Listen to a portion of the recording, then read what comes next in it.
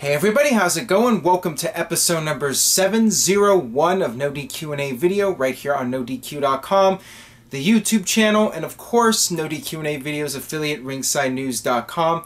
Thank you all so much for your support and checking out episode number 700. Thank you guys for spreading the word about NoDQ&A video. I really do appreciate all of the help and all the love from you guys. You guys are awesome. Anyways, let's get started here. First one comes from Relly CZZ the Gamer.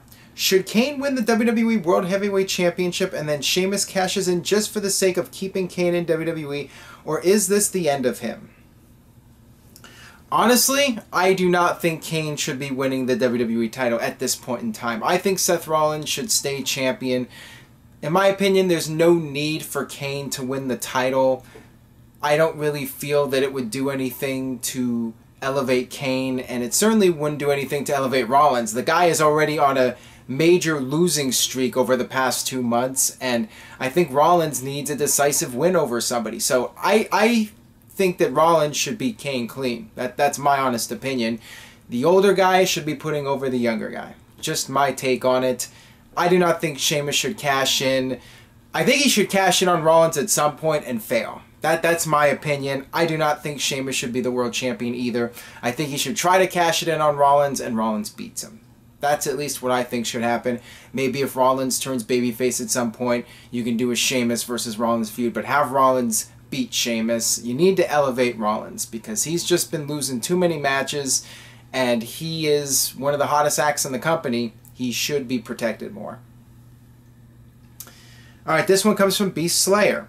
Becky and Charlotte have been talking about main eventing pay-per-views. How long do you think it'll be till that happens?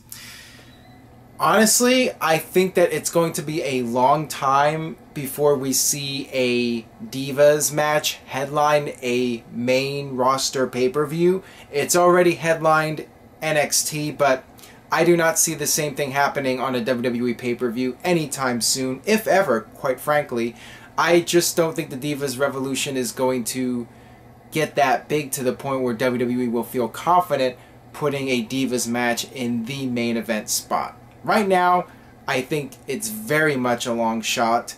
Maybe one of these days, if the right Divas superstar emerges, maybe a Battleground type pay-per-view will be headlined by a Divas match, or maybe WWE will do a network special that they'll throw together at the last minute and they'll put a Divas match on top.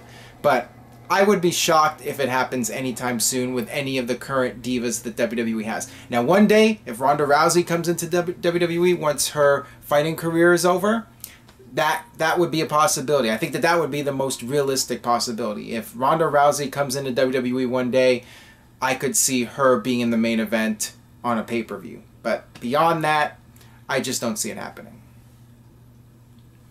Alright, this one comes from @Pod145.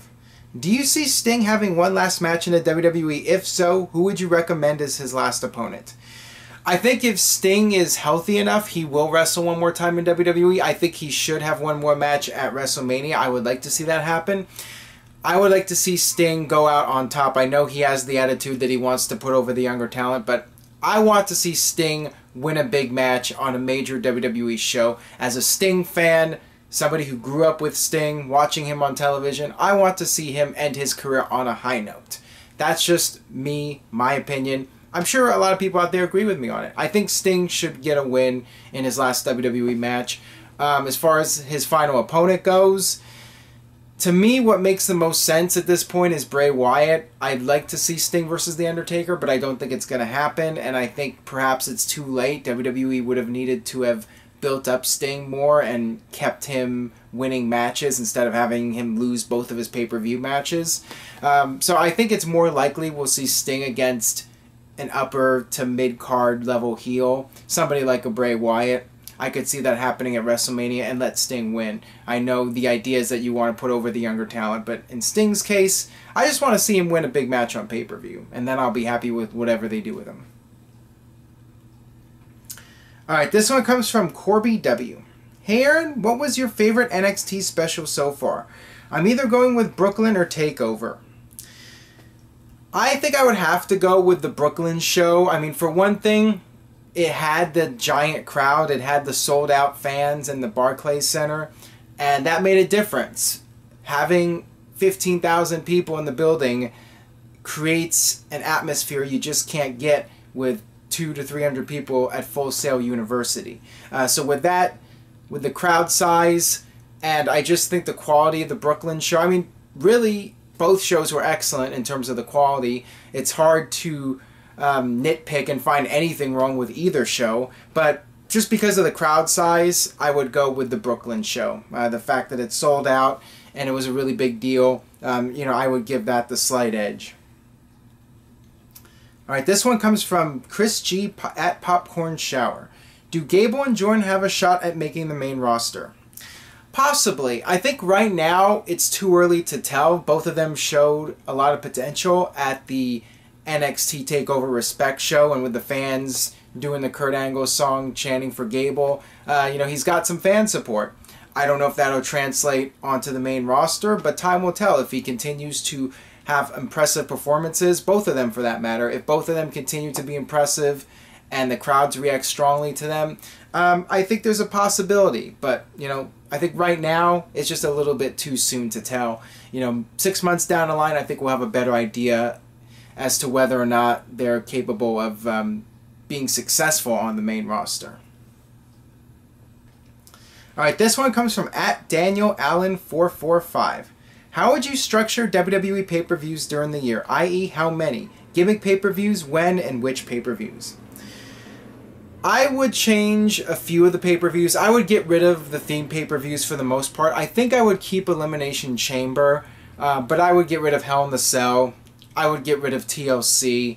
I would bring back King of the Ring. I would bring back King of the Ring in June. The winner of King of the Ring gets a guaranteed title shot at SummerSlam, just like the Rumble winner gets the guaranteed shot at WrestleMania. And since WWE is trying to make SummerSlam almost as big as WrestleMania now, that makes logical sense. You want to have a major pay-per-view and a big match where somebody earns the title shot at SummerSlam. Make SummerSlam a bigger show.